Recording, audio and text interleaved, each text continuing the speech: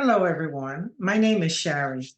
I'm an author, astrologer, and I specialize in shadow work.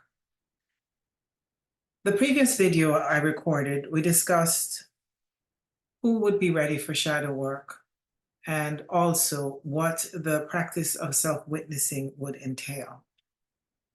Hopefully, you're able to see that video before listening to this one. It's important that you understand and have a strong foundation of what the practice of self-witnessing is. But for a quick review, the practice of self-witnessing requires that you pay attention to yourself, become alert and conscious of what you're doing, thinking, and feeling throughout the day. Now, it's almost impossible to do this all day long, but as we do this practice, the possibility of expanding our awareness for longer periods becomes possible. Like I said, 100% of the time, it's not likely. I'm not sure anyone can. However, it will come a point where you're in and out of it throughout the day. And there won't be a day that goes by that you have not been able to witness yourself in action, at least for a period of time. The way that I experience this is that in and out throughout the day, I become conscious and aware of what I'm doing, thinking, feeling, and especially if there's some type of trigger, because I have done enough work to pay attention to what I feel emotionally. And when there is some emotional discomfort, um, I believe most times, let's say this, most times, I'm able to be aware of the emotional trigger. If not during, then definitely after. But like I said, this does come with practice, and it is more helpful if you become aware of the feelings that are triggered in you when you're in the middle of an experience, because that is when you can most actively address the trigger. Afterwards, yes, there's certainly you can review your feelings and allow yourself to self-investigate and try to understand the root cause of the feeling after the fact. However, if in the midst of a situation you notice that you feel annoyed, and you're able to catch the annoyance and just stay present to the annoyance, there's a lot of power in that, because if you're aware that you're annoyed, then annoyance does not control what you'll do next. It's not that you become the controller of annoyance, it's the awareness that you're annoyed that gives you the power to make a more conscious choice. So it's a very delicate balance, because the way we've been programmed to experience a lot of our reality is that when we get triggered with something that's uncomfortable or unpleasant, we automatically resist, reject, avoid, switch, or control that feeling. So, say annoyance was inappropriate at the time that you experienced it. You're at work, and to show that you're annoyed didn't feel like it was the appropriate place. So immediately a mask would come on, and you pretend that you're not annoyed, say what you need to say to keep it under wraps. And by the end of the day, you don't even remember that you're annoyed. However, that annoyance is still controlling you, because it's in the back of your mind, triggering you until you pay attention and realize that that's why you're even behaving the way that you are. For example, your kids get in the car, they're screaming, and you're just annoyed at them, and you didn't make the connection to the fact that it was an event at work that caused you to feel annoyed. Instead, you controlled it in that moment, suppressed it, and then it rears its ugly head later. Now, if you are able to do the practice enough to the point that you can catch yourself in the middle of the annoyance, then it doesn't overtake you. So I'm not going to say that if you're annoyed, you're going to tell the person, oh, I'm annoyed, stop. No, especially if it's not appropriate. And plus, your annoyance is your annoyance. It's not the other person's annoyance. You're the one that's feeling the annoyance. So in this event, you would catch yourself feeling annoyed and you just watch yourself with this irritation and you allow it to be there. And you don't necessarily have to show everyone that you're annoyed, but you made a conscious connection in that moment to the annoyance. Now, because you made that conscious connection to that annoyance, then later on, when your mind revisits this feeling of annoyance, you have a direct connection to the event that is triggering it. So later on, when you feel furious or annoyed or irritated, you understand where the irritation is coming from. And at that point, you're able to get a better perspective on what you're feeling. Now, this can go deeper, but for now, that's good enough just to understand what the trigger is. As we move a little further along with the shadow work, I'll explain to you how to go further than just the immediate trigger. For example, the event at work, what happened there, and how that made you feel. But when we go deeper, we try to understand what that is linked to from a past experience. And almost always, it's linked to something in your childhood. However, tying that in and spotting the patterns does take more work. And this is what I specialize in. So if you'd like a personal one-on-one consult with me, that's the work I do. However, I would like to empower you with the ability to do this for yourself. It may take you a little longer when you do this for yourself, but it is entirely possible. The biggest advantage I can offer is that I have a more objective view than you would, because I'm on the outside looking in. And I've had a lot of practice spotting these patterns and being able to make the connection.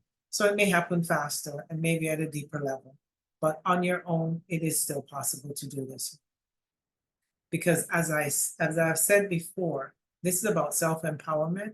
This is not about me being able to do something for you. I can assist and I can guide, but it still is you that would have to do the work, self-investigate, reach to the point that you're able to make this connection on a deeper level.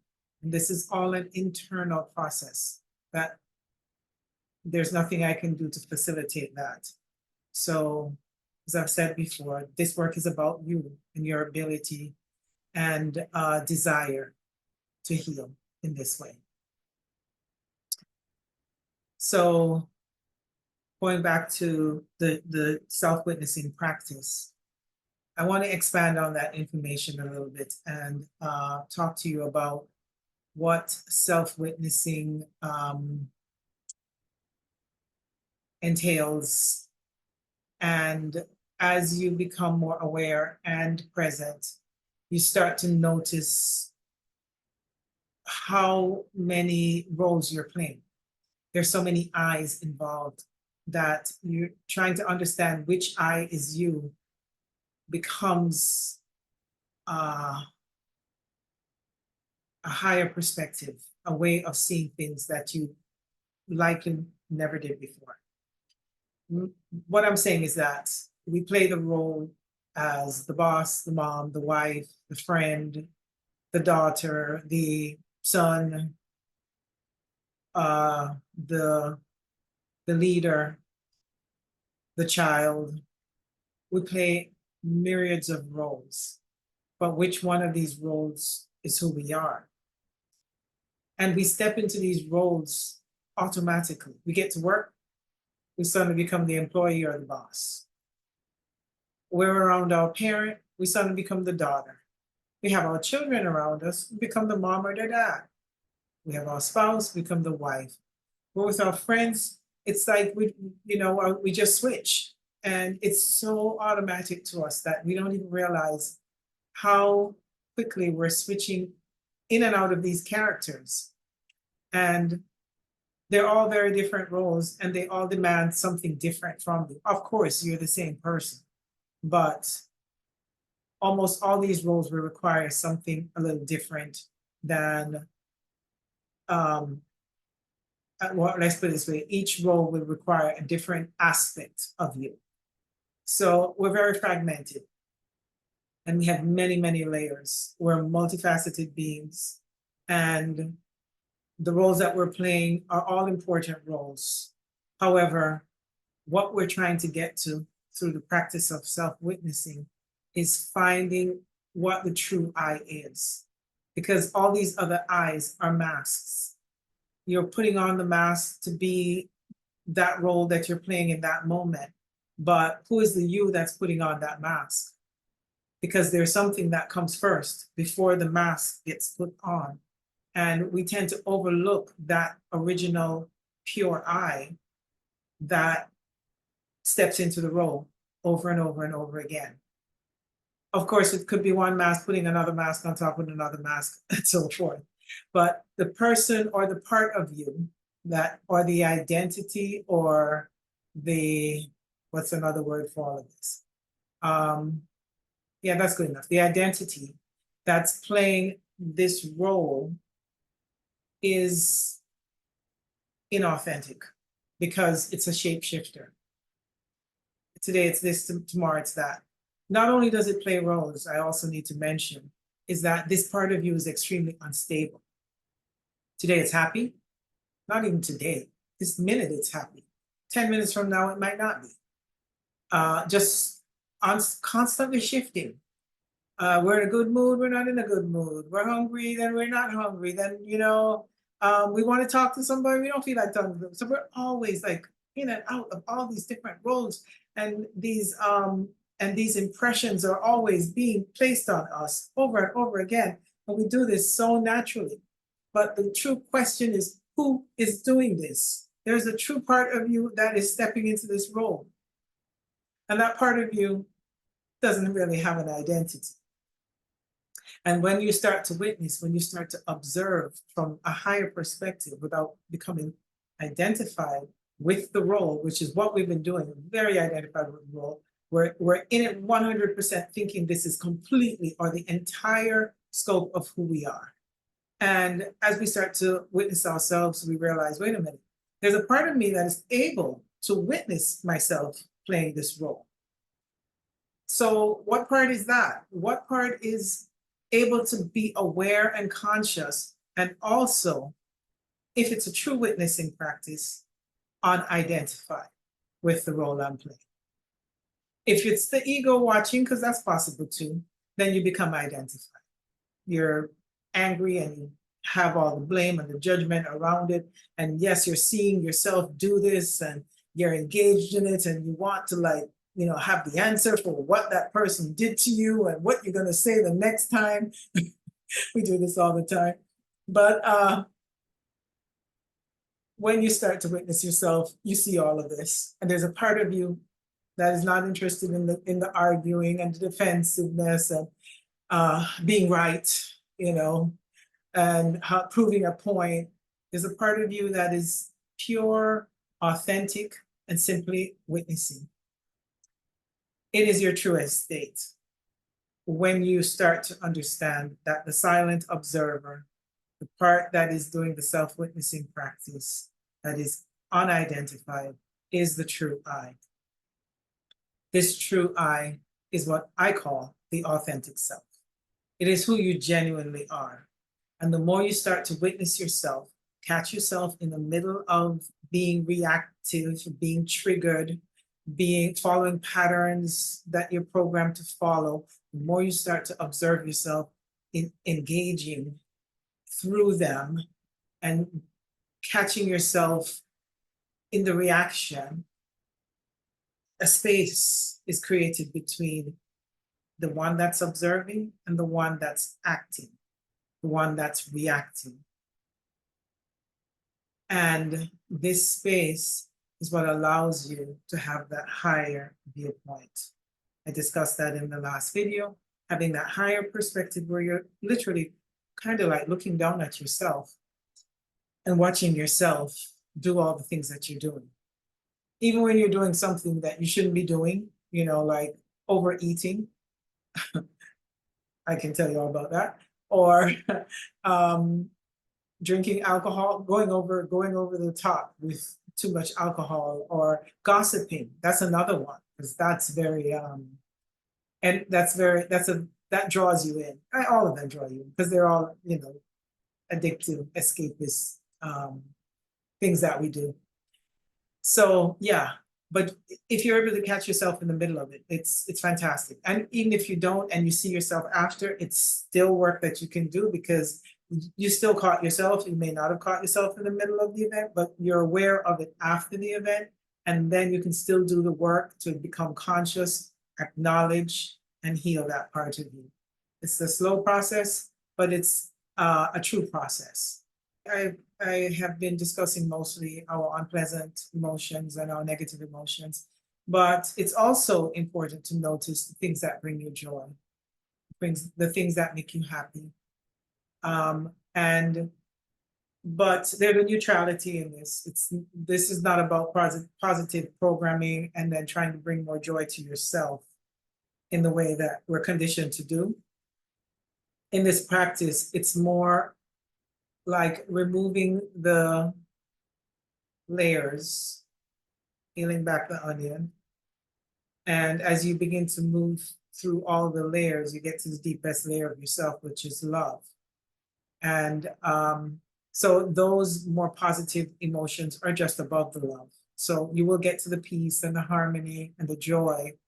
But it's also important that when you do feel them, to also acknowledge them and bring them to the surface, allow them to teach you, because they can be pointing to you to show you what your inspirations are, what really lights you up. If we're not paying attention to what we're feeling, and even if it, especially if it's pleasant, we don't even really figure out what it is that lights us up. And this work is to figure that out and light us up, not as a personality, but at a soul level, at the core of who we are. And the part of us that gets lit up without having a story around it. We'll get to what that means eventually. A lot of the things that, and actually, I think I'll explain that, because that might be a little bit too confusing. For example, you sing, and you love singing, and you enjoy singing, and you've always done it, and your parents are proud of you because you sing, and it does make you happy. So, okay, your singing makes you happy. You've decided that. But then you're trying to understand that happiness. It comes up, you're confronting it, you're trying to understand what this happiness, what it leads to, what the core reason is behind it. And when you start to investigate, you find that you're happy, you feel validated when you sing, because your parents validated you when you sing. Now, on an authentic level, or who you are at the soul level, is neutral, and it does not need validation. So, is your desire to sing a pure desire from the heart at a soul level? Or is the joy that you get from singing a part that pleases your ego, the part of you that you're conditioned to believe you are, the mask that you're wearing, because you have this pattern of getting your validation from singing, from having a beautiful voice. These are the deeper indications of shadow work. And it takes honesty. And like I said, a lot of self-investigation to get to the root of a lot of these feelings. So the whole talk on today is about the authentic self. And I just mentioned what that was, because when you understand that the reason you enjoy singing is because it makes you feel validated, and the reason you feel validated is because you're conditioned as a child that that's how your parents would validate you, then you understand that the singing may not be an authentic, inspiring thing. It's feeding your ego and not necessarily a pure inspiration from your soul. So you would have to investigate and say, okay, well, would I sing just because if no one heard me? Because it just lights me up from the inside? Or do I sing because I love the attention it brings?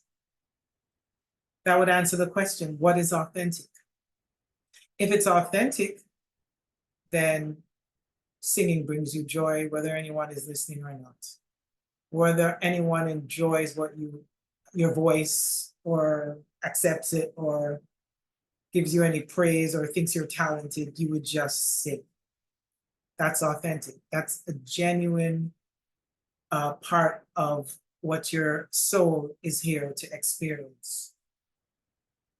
So as we continue to do this work, we'll start to understand this very hidden, deeper side of ourselves.